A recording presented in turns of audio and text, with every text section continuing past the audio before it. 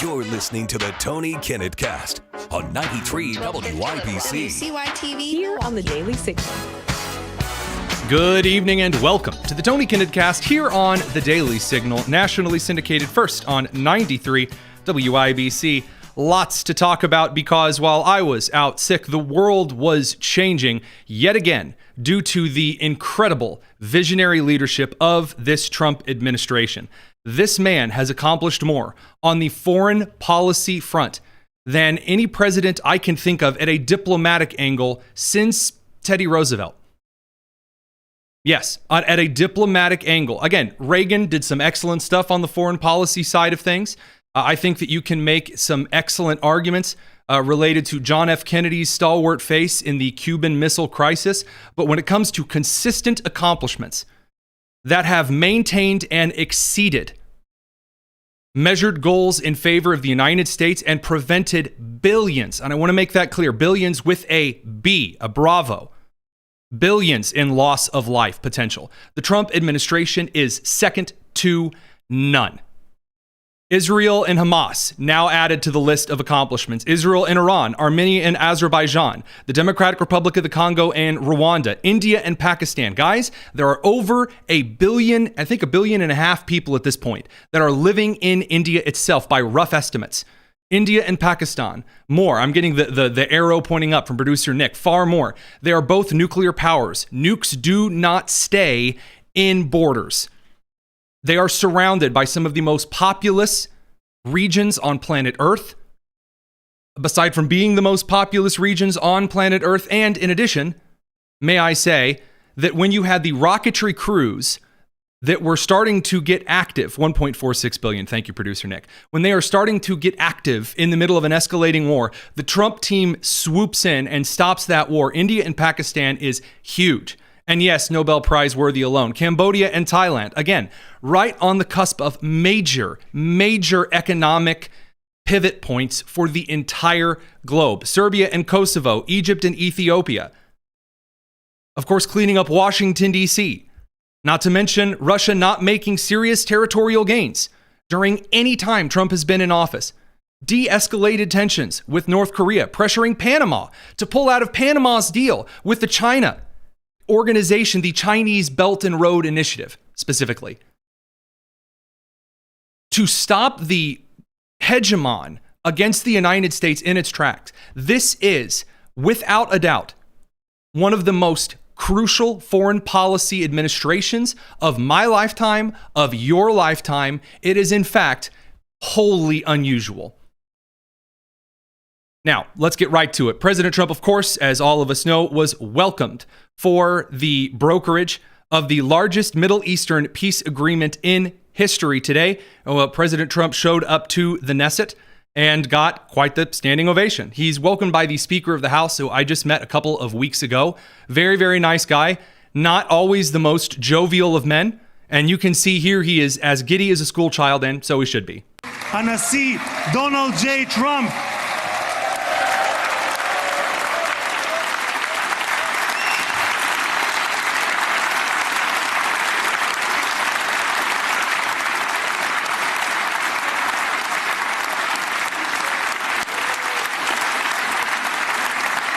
You hear members of the left and the right of the Israeli parliament, except for two Arab individuals who eventually caused a disturbance and were thrown out because they essentially pulled a George Bush shoe maneuver, but more cowardly.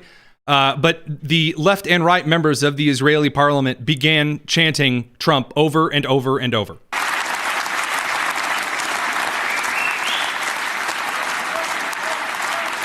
There's the Prime Minister, Benjamin Netanyahu.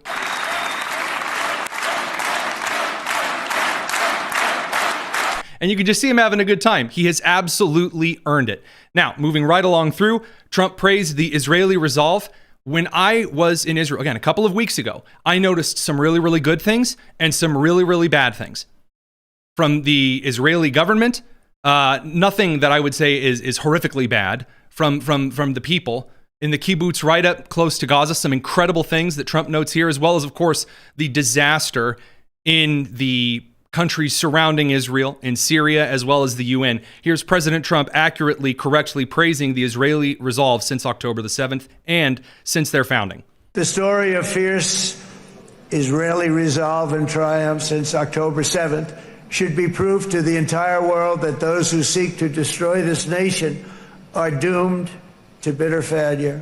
The state of Israel is strong, and it will live and thrive forever. Now, what you couldn't see in that moment, and I saw because I can say as a former friend of the show and a former governor, current friend of the show, former governor, now ambassador to Israel, Mike Huckabee, was grinning ear to ear. To hear scripture once again upheld and cited by the President of the United States is a wonderful and excellent thing. And by the way, to be clear, he cites one of my personal favorites from Psalm and a kind of a mainstay verse that is oft repeated, though not in the KJV, over in Israel. The God who once dwelled among his people in this city still calls us, in the words of Scripture, the turn from evil and do good, to seek peace and pursue it. Correct. Again, that's Psalm 34:14, right on point. Then we get to the kind of the nittier grittier. By the way, I'm sorry I'm moving through some of this stuff so quickly. There's just that much news to cover. President Trump accurately throws a major hook shot, a beautiful windmill slap of humiliation towards the establishment. He goes after Biden. He goes after former Presidents Biden, Barack Obama, and then gets to Hillary Clinton. And this is one of the biggest slaps because not only does Trump throw a slap to Hillary Clinton with this maneuver, but the entire establishment class that warned Trump was going to bring world war, catastrophe, and all of the evils that could be fathomed. Here's Trump claiming again a well-deserved victory lap over Hillary and the establishment crew. Good to say it. But when you settle 8 wars in 8 months, that means you don't like war. Everyone thought I was going to be brutal. In fact, I remember Hillary Clinton during a debate, she said, look at him, he's going to go to war with everybody. And actually, she said, he's got a personality that's all about war. No, and my personality actually is all about stopping wars, and it seems to work.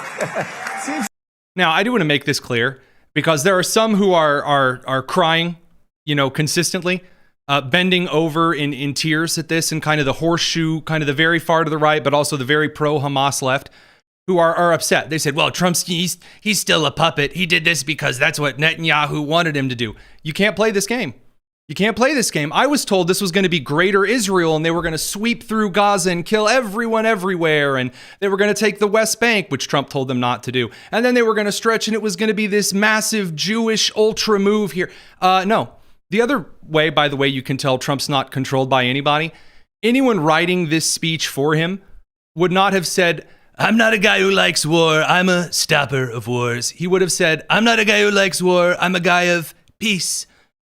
They like war, I like peace. There would have been a better cadence. Trump is going off the hip here because we had the speech beforehand. Yeah, I was kind of, bent over in pain from the flu while I was reading his speech before he gave it, but he did deviate and made it clear what his goals were very well ahead of time. And these are only foreign policy aims that could have come from the Trump administration. Sure. But it also means this name change and our attitude that we're not going to go into a war, but if we do, we're going to win that war like nobody has ever won a war before. We will not be politically correct, but we're not going to be there. And I think, as you mentioned, that's a huge thing. So Trump, to start off saying, Hillary Clinton said I was going to be Mr. Super Warmonger. Didn't happen. But if we do go to war, we're going to fight and we're going to win. That is not only a slap to the Hillary Clinton, Bill Clinton sphere, the Obama kind of pseudo-radical, give everything they want sphere, the Susan Rice style of politics. But it also, crucially, is a slap towards the nation-building, soft-handed, everyone just wants to love and get along, so just give them jobs in industry, kind of George Bushian foreign policy that was a massive, massive failure. We're going to talk about how Radio Crew got to send you to commercial. We're going to continue on the live stream. It's the Tony Kinnett Cast.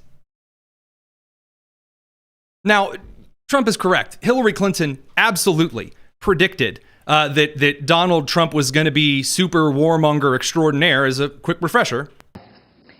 And like many across our country and around the world, I believe the person the Republicans have nominated for president cannot do the job.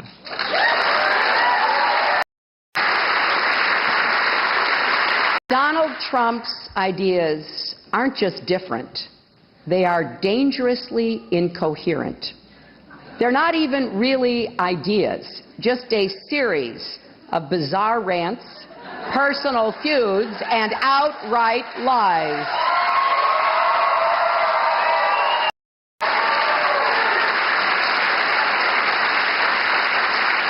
He is not just unprepared.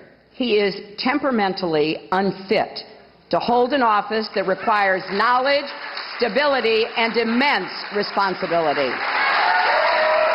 This from the lady who did absolutely nothing when the North Koreans sunk the South Korean Chinoon, killing 11. Or, of course, the U.S. lives lost in Benghazi. For the Secretary of State at the time, Hillary, Obama's golden girl, for Bill the saxophone pervert, to get out here and make those claims was wild at the time. It was the establishment's last gasp at trying to claim that you had to do the establishment maneuver, whether from the left or the right, or you'd have ultimate war. This is not someone who should ever have the nuclear codes, because it's not hard to imagine Donald Trump leading us into a war just because somebody got under his very thin skin. Well, for that very thin skin, so-called, it has brought hostages home. It has avoided 3 separate nuclear wars, and now has Hamas in the city streets of Gaza fighting amongst different factions. The radical Islamic world is thrown back on its heels, and its supporters in the United States have absolutely nothing to grasp onto. By the way, Trump made some promises during his campaigns as well. You may remember this one from 23 and 24. Tonight, we send our love to every innocent soul who remains in Hamas captivity. We just are not going to stand for it. We're not going to take it. We're not going to take it any longer. We pray that through the darkness they know that we have not forgotten them, that we have not forsaken them. We will never forsake them, and we will never abandon them. And with God's help, they will come safely home, and it will be soon. We hope it will be very soon. Yep, and it was. All of the living hostages have now been returned home, thank God in heaven. It is a masterclass in diplomacy. He has single-handedly managed to bring together the 3 primary factions of the GOP, those being the populists that are somewhat kind of isolation-y. He has brought together the traditional conservatives, kind of the Mike Pence conservative Christian brand, as well as more of the establishmentarian core who has now joined in lockstep with the Trump administration. There are elements of those 3 factions in multiple places in his administration. We've never seen a coalition built like this. I haven't in my lifetime. I'm told that the Reagan coalition was a lot like this. It is incredible. Of course, the world leaders, to see all of them standing together is unreal. You don't see the senior leadership of Egypt, of Qatar, of Israel, of the United States, of Western nations, of Eastern nations standing together for a major conference like this. It's incredible. It's incredible. I'm at a loss for words, and the news is now what some might consider kind of old. Now, we do have to bring the radio crew back from commercial and actually get up to today what happened at the signing. Of course, Keir Starmer, some questions about some pardoning calls, and then, of course, FBI's major Antifa investigation. Don't go anywhere. Got to bring the radio crew back from commercial. It's the Tony Kinnett Cast.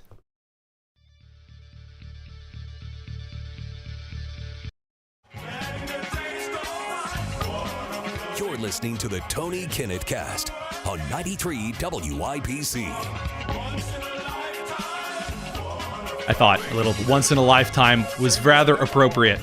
Because what we're seeing right now, when the President of the United States, Donald Trump, can get in front of the world leaders and effectively lead in a way that Biden never could, in a way that Obama never could, in a way that Bush absolutely never could.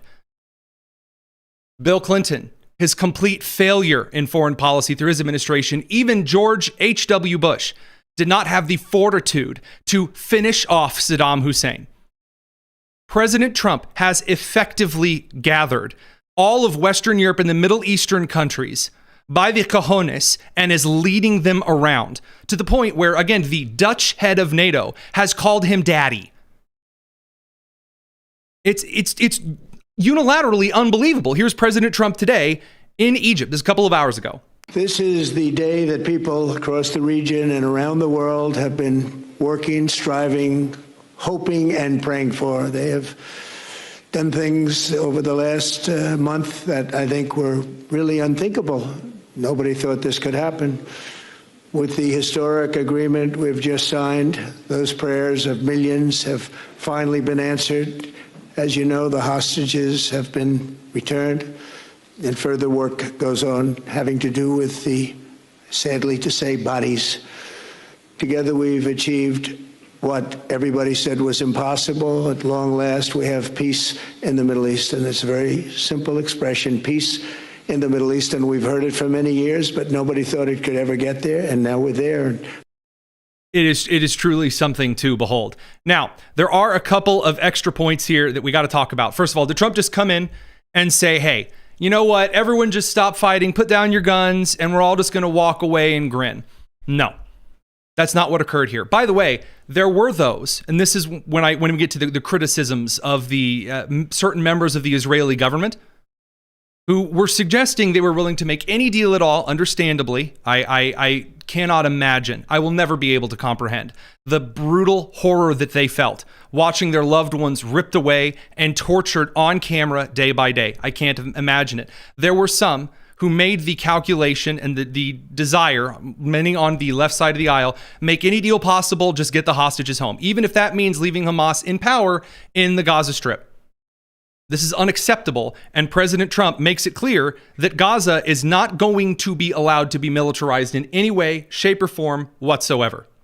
We've all agreed that supporting Gaza must be done to lift up the people themselves, but we don't want to fund anything having to do with bloodshed, hatred, or terror, as has happened in the past. And for the same reason, we're also agreed that Gaza's reconstruction requires that it be demilitarized and that a new, honest civilian police force must be allowed to create a safe condition for the people in Gaza.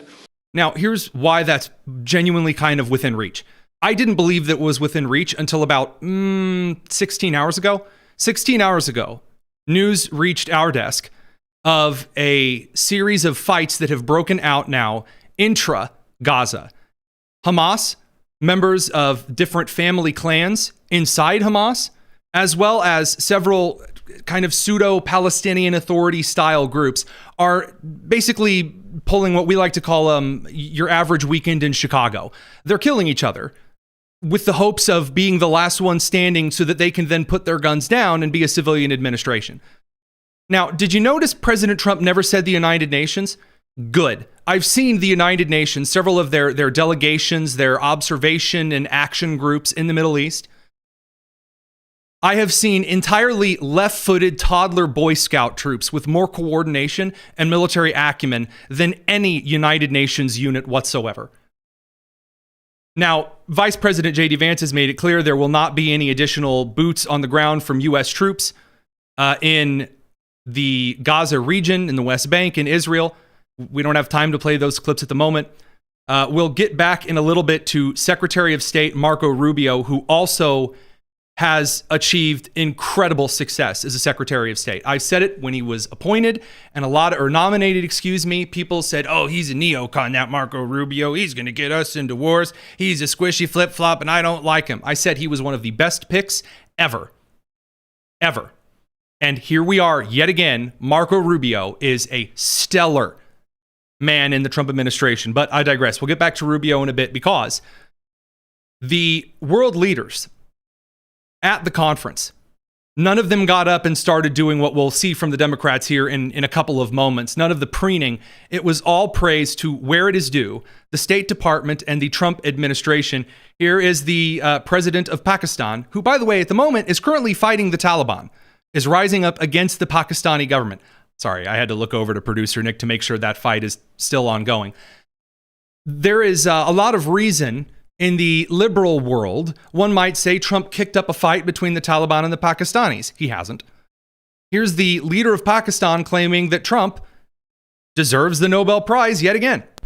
For his outstanding, extraordinary contributions to, first, stop war between India and Pakistan, and then achieve ceasefire along with his very wonderful team.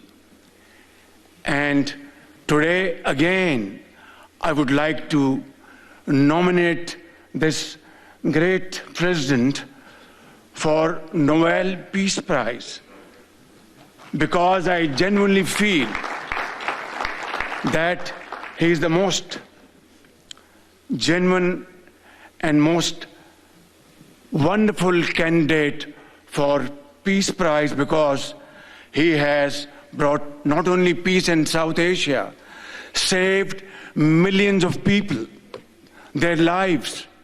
And today, here in Sharm el-Sheikh, achieving peace in Gaza is saving millions of lives in the Middle East. He just starts listing. Again, when you have world leaders that have a better memory than the BBC or MSNBC, whose hosts today, by the way, even had to, well, MSNBC, BBC's owned by, I don't know, some mosque over in Qatar. But as far as the rest of the media enterprises in the United States, even the Washington Post and Times are running around praising the president of the United States. Then, of course, here's the president of Egypt, making it clear that Donald Trump, this is the only way this could have happened. في خلال اتصالي بفخامة الرئيس ذكرت له ذلك بدقة، قلت لفخامة الرئيس أنت وحدك القادر على تحقيق السلام في منطقتنا. Now, we bring over to the rest of the world leaders, because then things get a little interesting. We're going to talk about the Nobel Prize in a second. So Keir Starmer, who you may recall, is along with the Canadians, and that being Mark Carney, and then the French under Emmanuel Macron. I can't currently mention France's prime minister because they have none. Like the 38th government of France has fallen. But Keir Starmer, his grand strategy, you know, while there are people, you know, being kind of raped en masse in London, in southern England, his plan was to just recognize Palestine. Presto. Wow. It'll fix everything. He, I guess, decided he was going to get up and speak. Trump calls him forward, and then Trump just shoves him right out. Probably one of the better owns on the international stage of just blatant backhand slapping I've seen in a very long time. If you're watching, I'll try to describe it, but here you go. Where's the United Kingdom? Where's Russia? Where? So he calls for Keir. Sorry, I should have said if you're listening, I'll try to describe it. He calls for Keir. Keir just looks bashful, like Winnie the Pooh being told there's honey nearby. Oh, boy. And Trump kind of gestures to him. Come here. Is everything going good? He says, come here. Everything going good? That's very nice of you here. These people all came and like... Now he steps just in front and says, hey, how you doing? You doing good? Keir, I guess, thinks he's going to speak or say a few words. Trump just, whoop. 20-minute notice, and I think it's fantastic. And we have so many others, and it's just... Look how embarrassed he is. Look, you can see in the... Get bent, Keir. All right, radio crew, we got to send you to commercial. We'll be continuing on the live stream. It's the Tony Kinnett Cast. Producer Nick?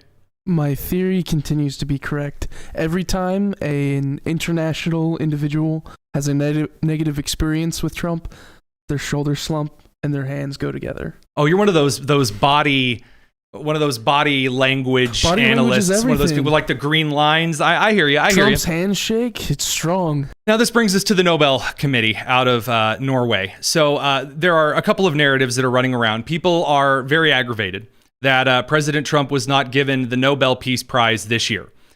So the couple of things to note. First of all, the prize did go to Maria Corina.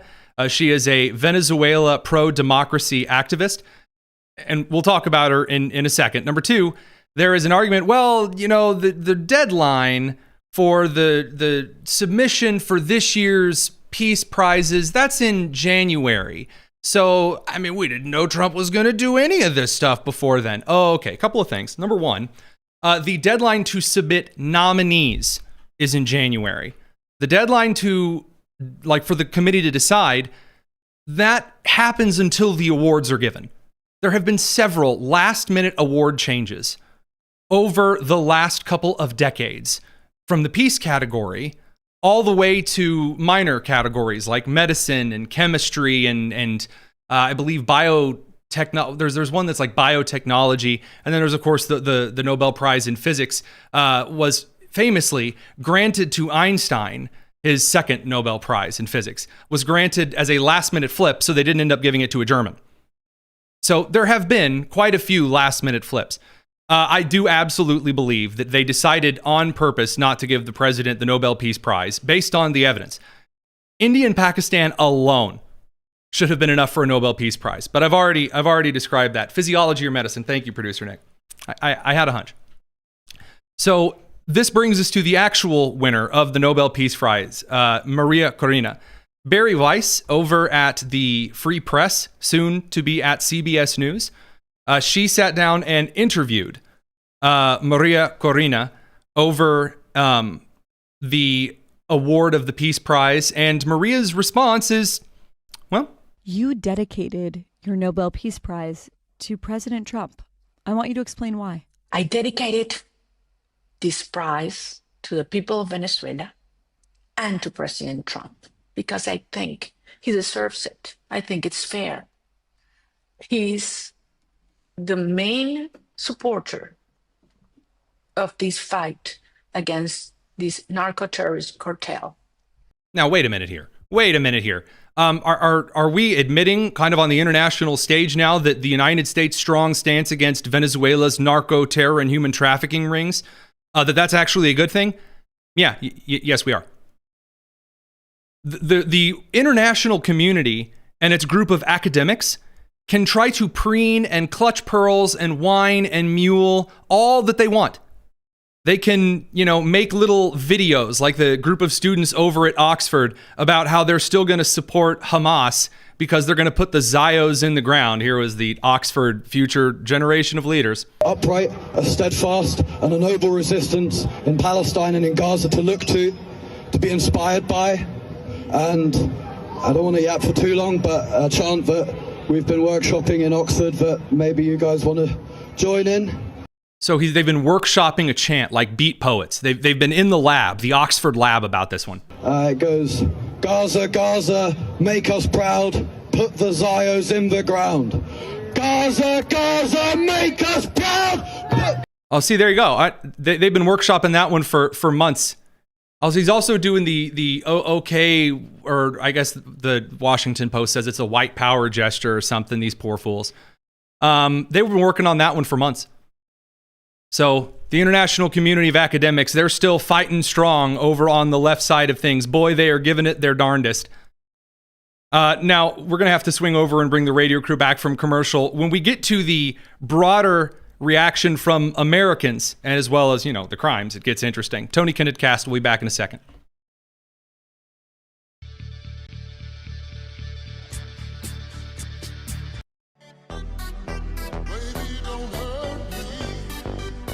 This is the Tony Kennett Cast on 93 WIBC. Oh, there's so much news in so little time. Welcome back to the Tony Kennett Cast radio crew. The reactions from the most important people in this entire situation, the hostages at the hands of Hamas, these are heartbreaking. They're incredible. There have been several amazing compilations that have been put together. I just want to point out Trump did meet with some of the hostages and their families, kind of a round table while he was in Israel. And what one of the hostages said is absolutely worth playing. Along with my friends, which were all murdered. One of them, Tabigada, was still held. His body is still held in Gaza. Later on, I was taken captive for 498 days, leaving my wife with just 2 girls up to then. She was pregnant in the bomb shelter for the whole period of time. What I thought is that they were all murdered as well. She later on gave birth, and I got my life back. Thanks to you and your staff. I came back here, met my baby girl when she was already 14 months old. And now life is full.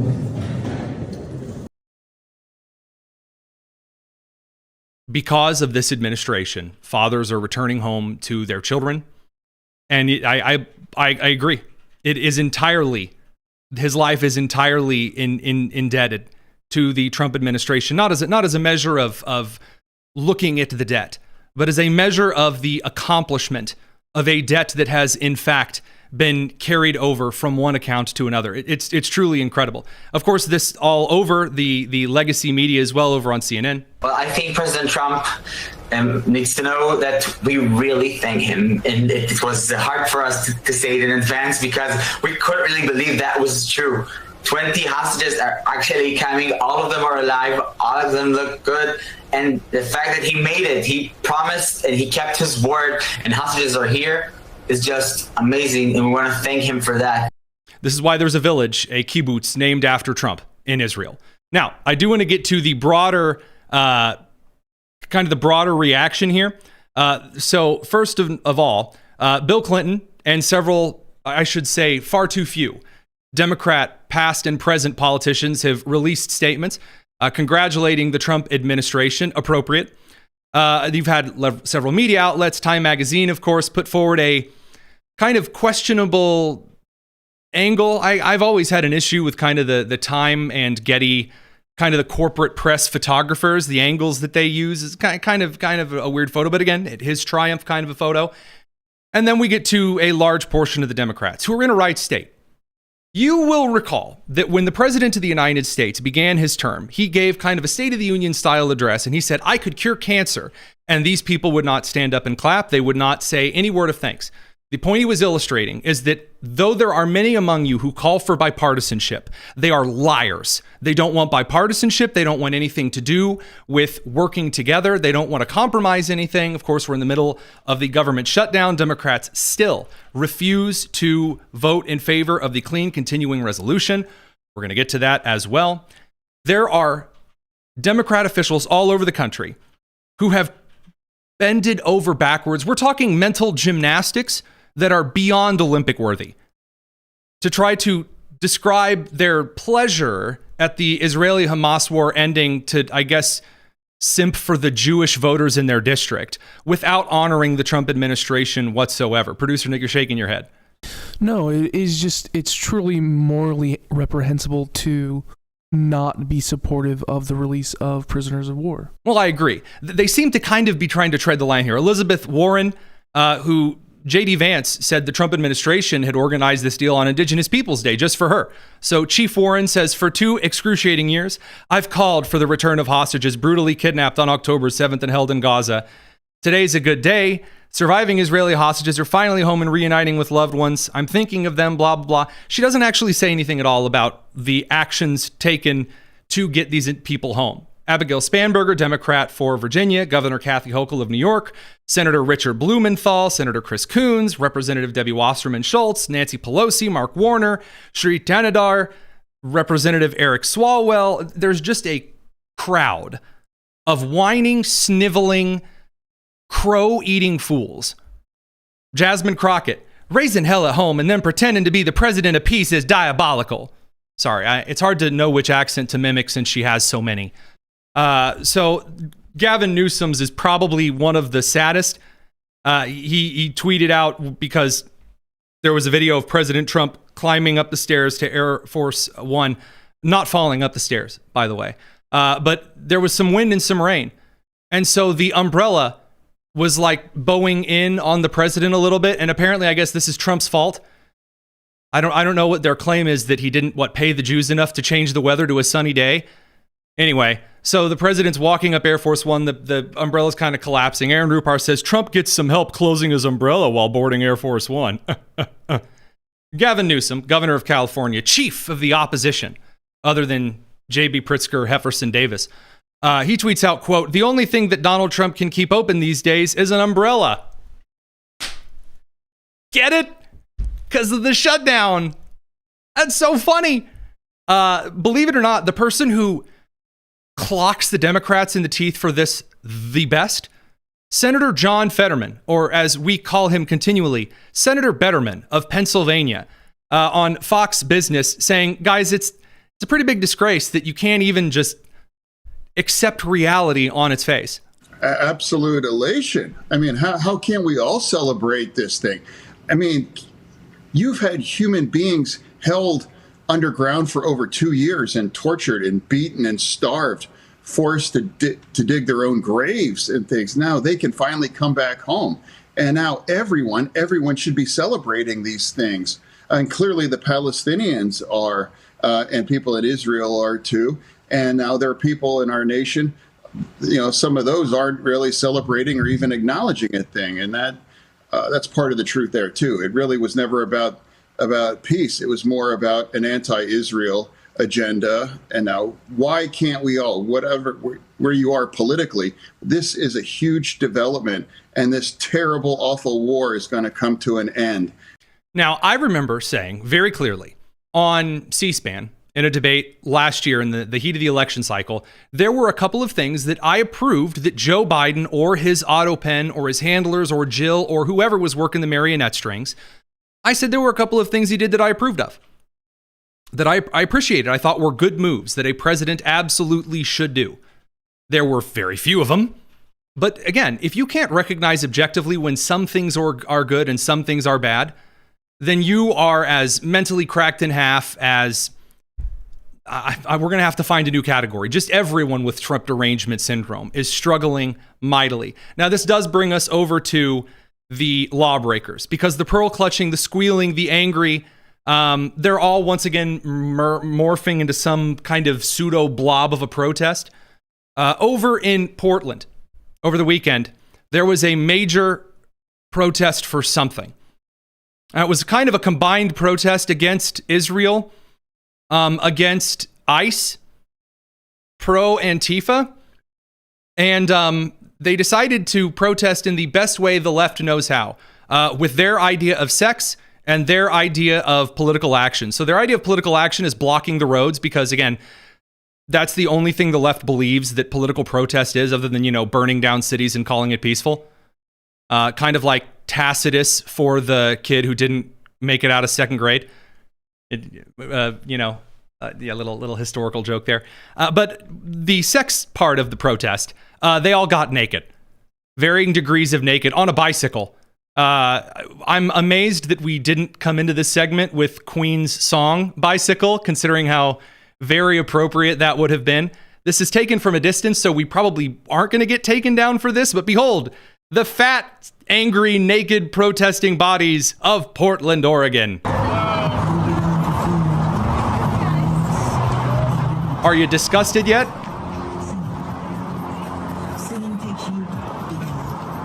Now, I was kind of hoping that they would try this with on some train tracks instead of a highway. I wasn't that lucky. But then again, I think that Amtrak has stopped using cow catchers on the front of locomotives. Radio crew, we got to send you to commercial. We're going to continue on the live stream. It's the Tony Kinnett Cast. Producer Nick. They get absurdly fat to slow down the cars better, but also so that it's just completely painful to see them naked. It is completely painful. There's a lot of clips of this, most of which I'm not going to download, and 3 of which I needed a shower after watching. Yikes, as they say. Of course, if you're looking for any of them to talk to, I'm sure you can find them in any Portland library reading to children on Monday morning. So, that said, this brings us to Letitia James. We'll get back to the Antifa crew in a bit, because they were also protesting Letitia James being indicted on multiple counts of bank fraud. A very hearty congratulations to Letitia. Now, I've said for quite a while that if you're going to commit a crime, and then you're going to say, if you go after me for this crime, it's political prosecution. Going after someone for the most documented crimes or committing the most documented crimes possible, that's the stupidest of crimes to commit. If you're going to commit mortgage fraud or bank fraud, don't be surprised when they have the paper trail, because the crime itself is committed on paper. So, again, the Letitia James scandal, as you'll recall, Letitia James ran on finding charges to go after Donald Trump with. She went after him on the crimes of taking a federal crime down to the New York level, which is not legal. She then split one charge into 32 charges, which is not a thing. Even in the New York State Supreme Court, there's precedent to throw that kind of crap out. And she then ran on saying, look, I'll do whatever I have to do to take this man's money, which is, again, not the most undemocrat thing I've ever heard. So Letitia James is on the record telling OVM Financial, a bank, that her second home that she had bought in Virginia was in a state of her primary residence. So she told OVM Financial that she had been primarily living in the Commonwealth of Virginia in order to get a 3% interest rate on a second home instead of 3.815%. She told her insurance that it was owner occupied, means that she lives there to get a lower rate, because if you are living in the property, cheaper to insure. She told the IRS it was a rental property and there were 0 days of the year that she used it personally. That's to claim maximum tax deductions for losses. And then she told New York State it was an investment property, because then New York would have questions about her properties that she owns and the legal residency that she has in New York in order to be, you guessed it, the Attorney General of the state of New York. Those are 4 different kinds of bank fraud. Now, the funny thing is there are several outlets that have accidentally admitted it at this point, but Zoran Mamdani has taken the super brave approach. He of the socialist billionaire Joy Boy class. Here you go. There is nothing illegal or radical to believe that no one is above the law. So we thank you, Tish. We have your back. And we say to Donald Trump that if you want to get to the Attorney General, you are going to have to get through every single one of us. So first of all, like J.B. Pritzker, that's kind of getting into threat and suggestion of the incitement of the obstruction of justice kind of a thing. Number 2, that's the worst way to announce anything ever. We're all going to group chant one line at a time and it's a paragraph long. We got to bring the radio crew back. Don't go anywhere. It's the Tony Kinnett Cast.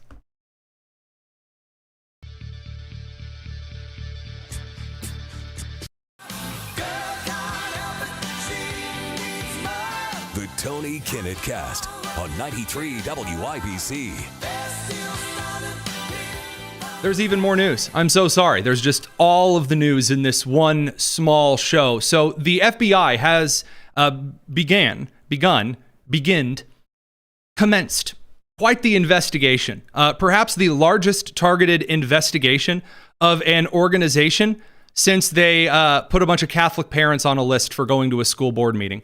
No, in all seriousness, the FBI has begun a serious investigation of the Antifa chapters around the country and the various NGOs that fund Antifa. So as a reminder, the Trump administration declared the Antifa organizations a domestic terrorist or just a terrorist organization operating domestically. This allows essentially local police departments to use certain federal law charges to go after individuals. It also means a see something, say something. So if someone is a member of Antifa, then it's more likely the cops show up to talk to them, and an opportunity for, let's say, fruit of the discovery instead of fruit of the poisonous tree. So if a cop shows up, starts talking to Antifa people, and notices something kind of suspicious in the bag, they can be taken in for questioning. So what's going on in Portland right now are a series of arrests against Antifa because there are individuals that are participating in illegal activities. Shocker. Now, the Antifa groups do seem to be armed with a strangely identical series of gas masks, Rubbermaid trash cans, and oil drums, or not oil drums, those big 50-gallon bins, like the water bins almost. They cut in half, and they spray paint with the Antifa flags because they're totally not an organization. They just all have the exact same badge. And right now, the FBI is currently in the process of reaching out to anyone who has been investigated, anyone who has been attacked by Antifa and is essentially gathering all of the information. Now, I also have a piece of information that I can now share on the show, although I apologize, I tried. I cannot share the bureau that this is coming out of in the FBI. This is a friend of mine in a Midwestern bureau who has confirmed that the entire 4chan backlog on their Antifa database, essentially 4chan online forum with some rather autistic individuals who are very, very, very, very, very good at seek and destroy, at finding individuals, at doxing, at discovering locations. There's a video called Bike Lock of Berkeley that I highly recommend you watching by the internet historian that basically shows this kind of 4chan style autism. I mean that in an extreme compliment, by the way. There is a kind of autism that is just unmatched in mathematical and data analytics. It's an internet joke. It's astounding to watch the 4chan crew. Producer Nick has his head in his hands because he knows what I'm saying is quite the something. Don't care. Stop while you're ahead. No, I'm going to go further down. I want to get emails about this. So the FBI is right now looking over every bit of information regarding Antifa, as well as those funding the terrorist organization.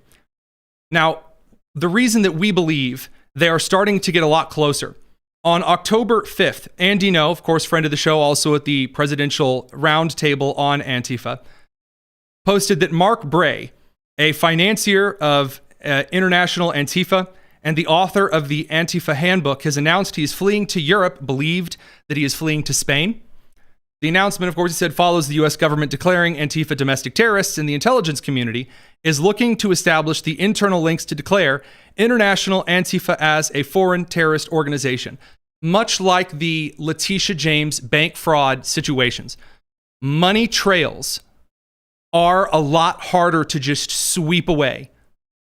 They're finding this out even in Chicago, but that's a story for another show. Now, Antifa is responding by basically gathering as many people as they can and trying to now convince the country that it's just a bunch of people in frog suits.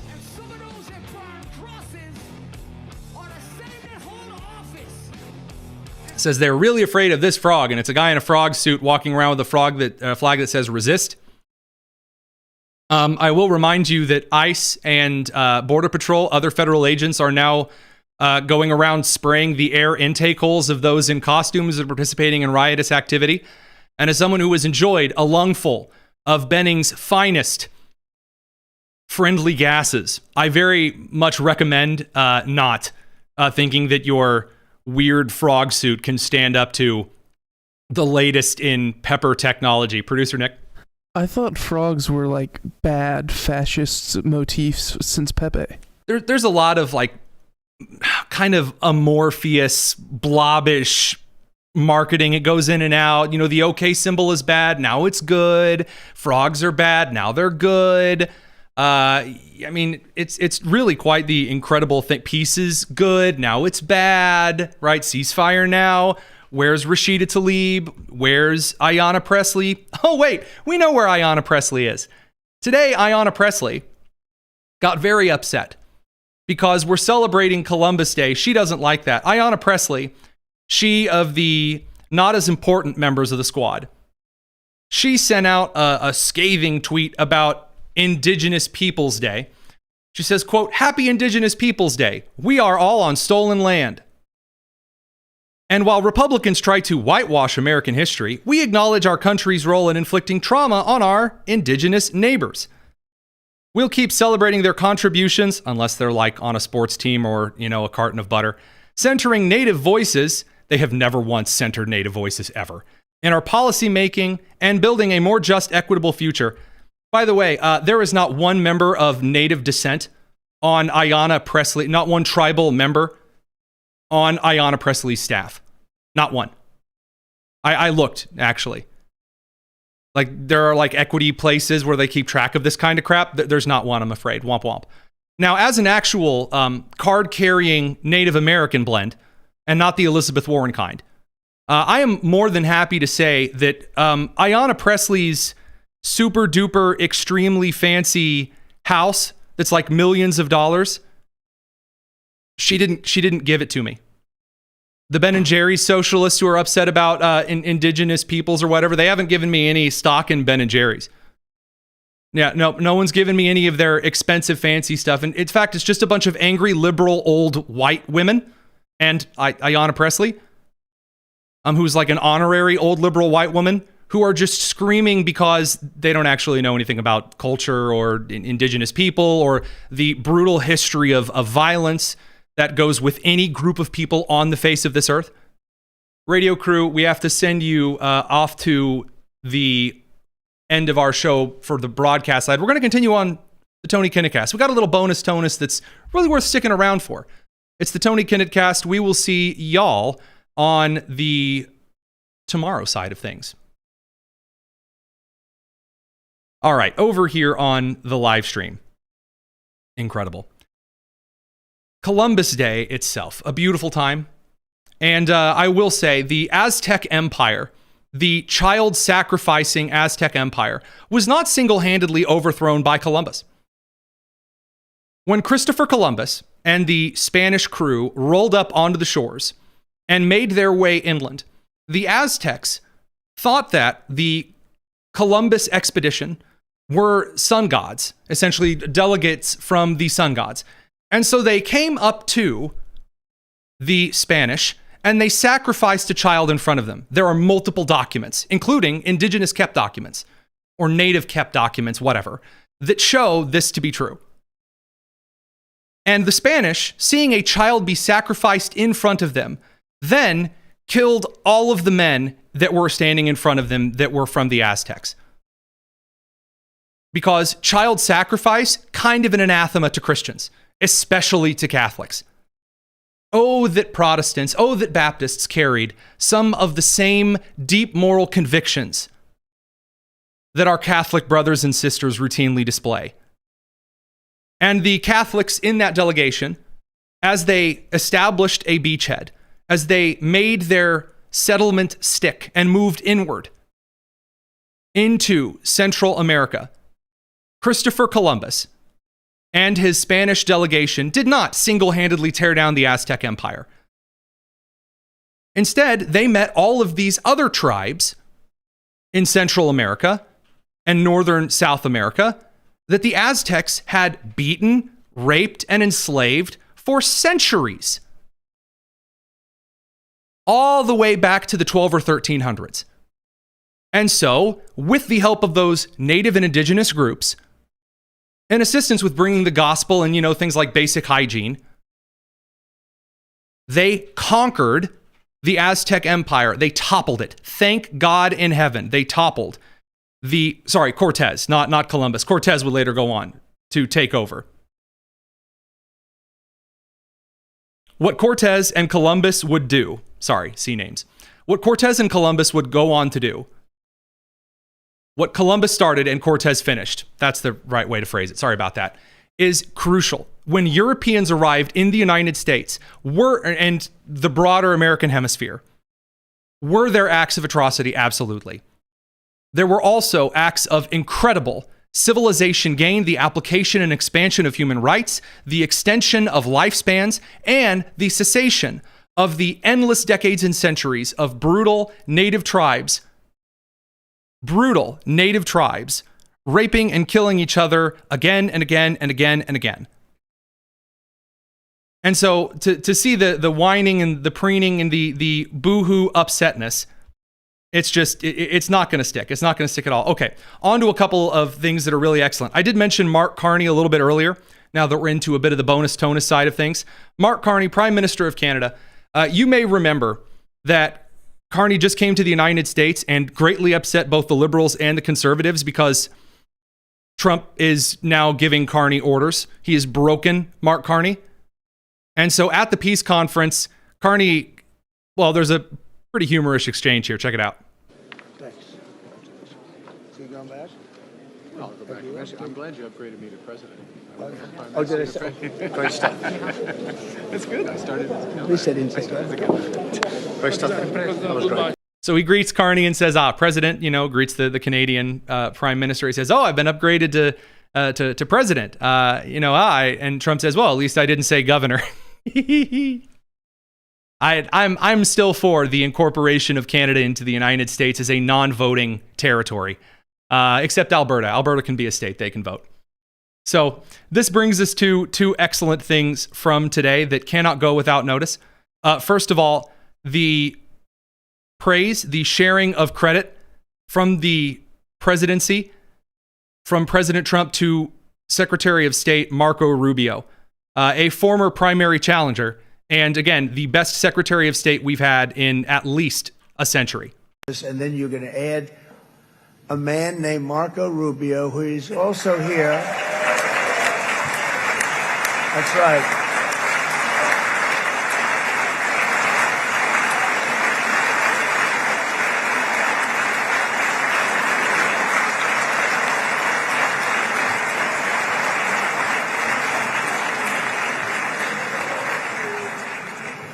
And I have a prediction that Marco will go down, I mean this, as the greatest Secretary of State in the history of the United States. I believe that.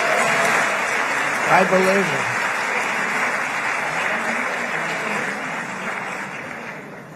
it. And he and I, we really fought it out. You remember, he was tough. He was nasty. Who the hell thought this was going to happen, Marco, right? And now I'm saying he's going to go down as the greatest. He will.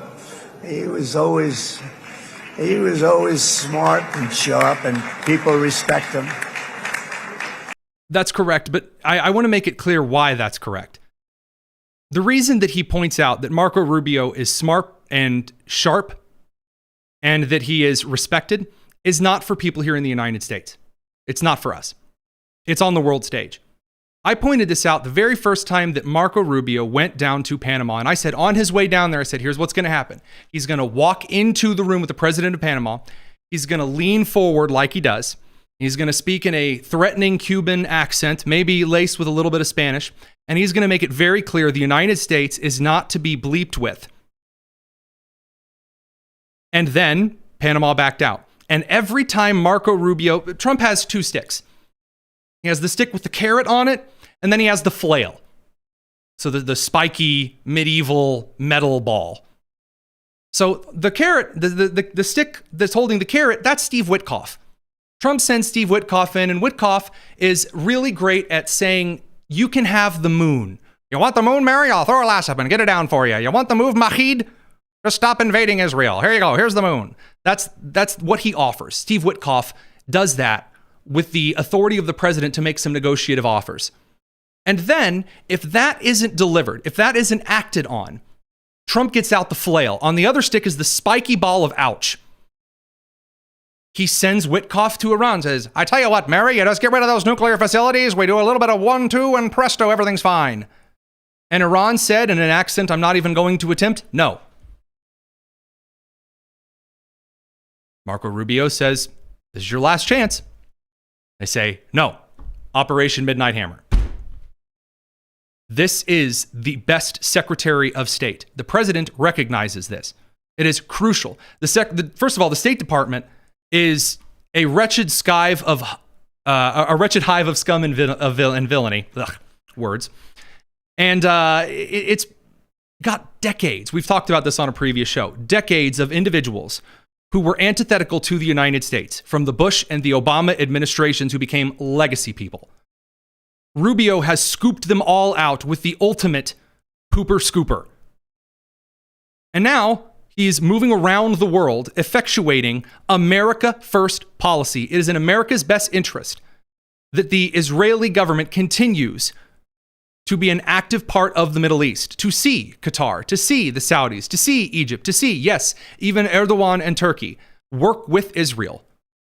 It is within our best interests because, of course, you have the canals, massive amounts of trade. You have an extension of U.S. power that doesn't require U.S. lives being spent. You have a nation that has agreed to buy all of their weapons, period, from the United States.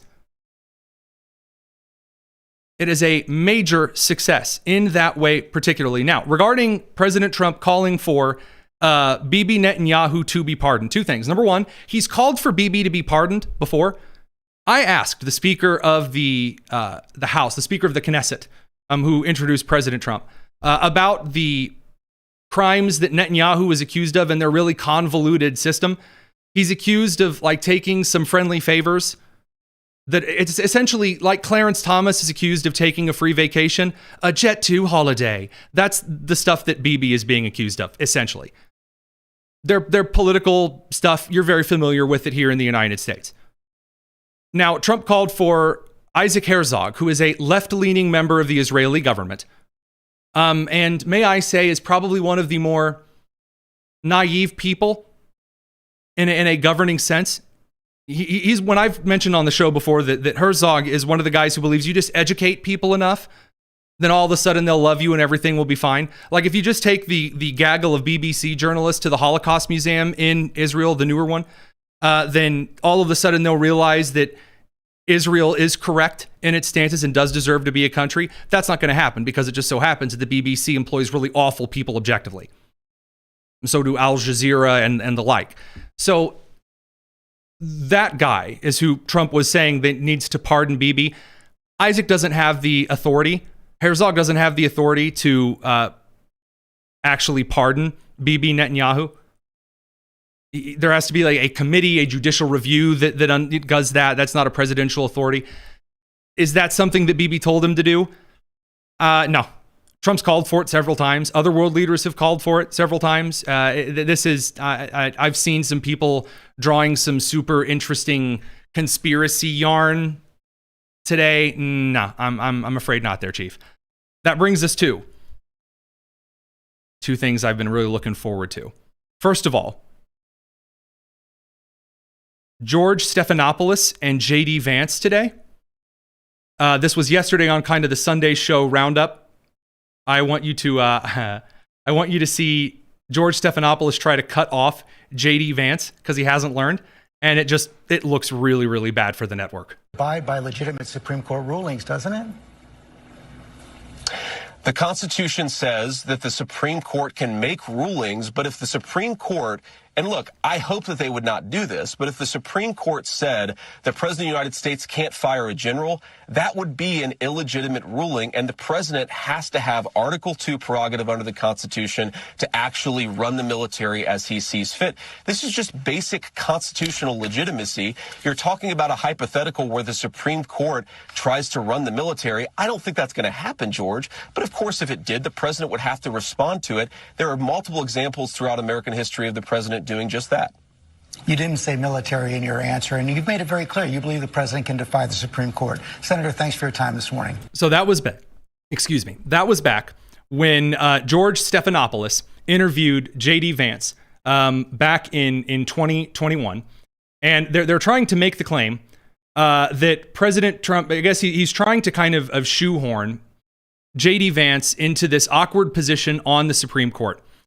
Notice how he lets him finish, kind of get everything through when J.D. Vance says one particular set of things. Now, well, I mean, things get a little bit different real quick. So George Stephanopoulos had Vice President J.D. Vance on the show.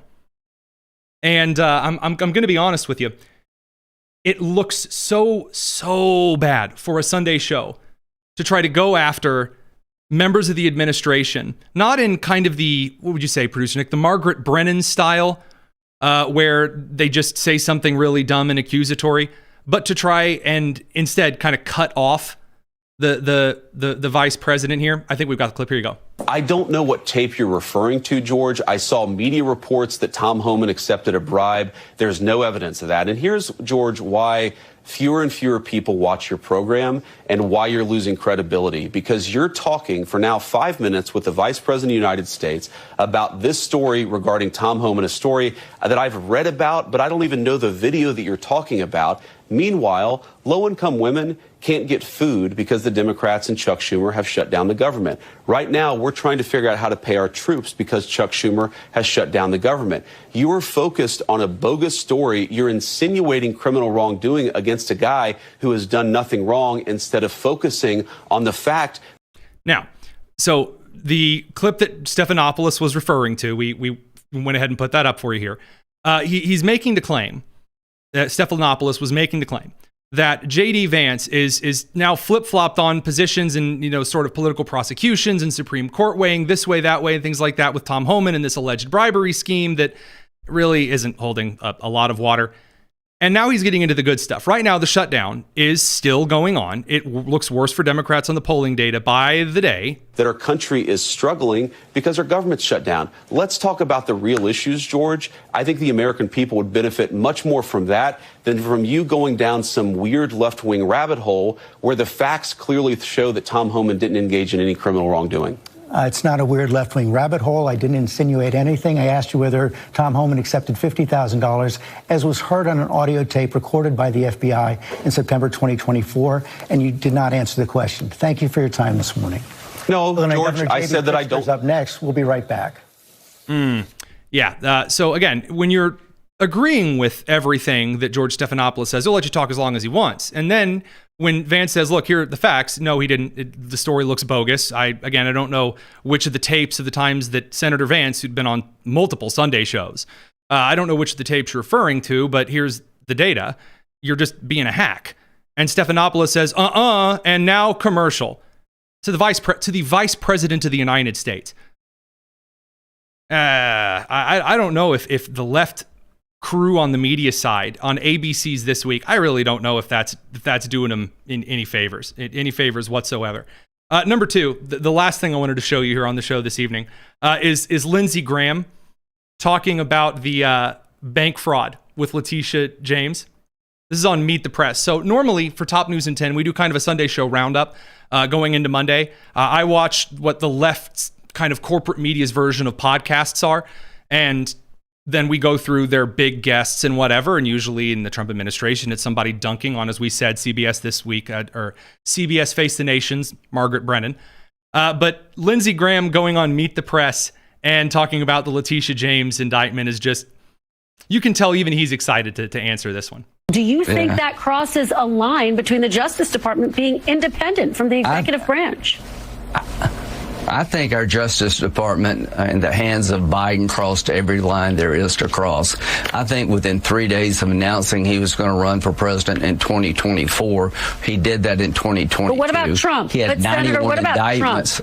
What about Now, I think the grand jury is going to take care of this, but you didn't care any about this. You didn't care that Letitia James made up charges that no one's ever faced. But Senator Biden never publicly called for Trump to be indicted. He had 90. Biden regretted that they didn't do it before the election. Jack Smith surveilled my phone records and 8 other senators. Jack Smith introduced his brief against Trump October the 24th before the 2024 election. She can't cut him off because he's in studio. So you'll notice that Vance was coming from either the executive mansion or he was actually coming from the White House, one of the two. He was on a telecall, so George Stephanopoulos could cut him off. You can tell the uncomfortableness at the moment, but Graham is in studio. He can continue. She can't really go to commercial in the same way. Violating every protocol just to politicize the election. So this may bother you that people are being held accountable. It doesn't bother me one damn bit. Correct. Love it. Producer Nick? I think what's really telling with both of these presenters, these newscasters, is how unprepared they are to actually talk about the topics that are on their papers. The questions that they're prompted to ask, they know so little about it. That's why they continually refer to lines such as with George. He just read off what the paper had already said beforehand. He restated the question. Again, it's the foolishness, I think, of believing they can play the same media games, especially at times like these, is going to come back and bite them. We don't have enough time to talk about the tariff that Trump is threatening to slap on China, and the academics coming out saying, oh, Trump doesn't really mean it. He's not going to go through with this. Because now that the Middle East is beginning its point of being solved, well, you know, China's probably not going to be having a really good fall. Sorry, Humpty. But that all said, I do want to answer a few of the mail time questions that I think have been really excellent in this show, especially because a couple of individuals who have either given super chats, which again, you don't have to do, or there's some really good questions. No better way to put it. From Lizaria. Was Trump asking for a pardon of Netanyahu out of left field or kind of unexpected? Trump vamps often, and he'll talk about whatever's in the room with him when he vamps. So was it unexpected that he did so? I don't think so. I heard an expectation kind of a podcast on what some might think he was going into. I can't remember the name of the podcast. It was kind of a Sunday morning roundup, saying they thought he might call for something like this. He's called for it before. If I do remember, I'll throw it in the description. From Brian Dundun, from Brian Law and Order Sound. Tony, that was the best rock and roll band of the 80s. Oh, well, thank you. I'm sorry. He was talking about once in a lifetime. I'm sorry, I thought we had more on the mailbag of questions and sides. From the Unknown Swan. Why is a Generation Z trust fund kid TikTok rapper who's only lived in America for 7 years and is Islamic about to be the mayor of the #1 financial capital in the country? Explain. Excellent question. The answer is because he can afford to campaign. That would be number one. Number two, because the youth academic class, which believes that they should be given things, and the children of immigrants. I don't mean a lot of immigrants themselves, but the children of immigrants born here in the United States, first generation, second generation, are very, very, very entitled by the data. And in New York, you just happen to have a lot of those people tightly packed into what is also not just the financial capital of the United States, it's also the second cultural capital of the US. Los Angeles, Hollywood being the first, New York being the second. There are a lot of people who go into media, go into the arts, who go into that kind of crap, who move into New York City. And so you do see a large belt of people that are anchoring around that new progressive wing in the party. It doesn't really matter that he's an idiot, because in New York, they've been told for a very long time that Republicans are the devil. And I'm sorry, one of the reasons that Curtis Silva is not standing a better chance is because, it sounds so petty, it's just the way that voter psychology works. He's wearing a red beret. That's 90% of it. I'm not joking. According to the polling, people find it that he's kind of weird because of the red beret. Now, is he wearing it for a good reason? Yeah, Guardian Angel's excellent. His work for the people of New York City, phenomenal. Is Silva going to pull it out? No, he's not. He and Cuomo should form some sort of collaboratist ticket and beat Mamdani, but they're not going to do that. And the reason is because men in their middle ages, especially in that part of the world, have incredibly large egos. They just do. Sometimes that's really good, like the president of the United States, pretty big ego. New Yorker, great. But sometimes when you're running a split ticket, you're going to split the electorate, and that's going to put Mamdani pretty high in the list. At least I think. Tony, do you actually think that Cuomo and Letitia James are going to be convicted? Letitia James, yes. Cuomo, or no, excuse me, not Cuomo, Comey. I'm guessing that's kind of what they meant in the question, Comey. Do I think that Letitia's going to be convicted? Yeah. That's really going to be difficult not to be for her. Crimes are really blatant. Even the New York Times kind of accidentally admitted it. As for Comey, I think that it's likely he gets slapped with something, but I think that the bigger thing to watch out for in Comey's charges is what comes out during discovery that shows he committed other crimes elsewhere.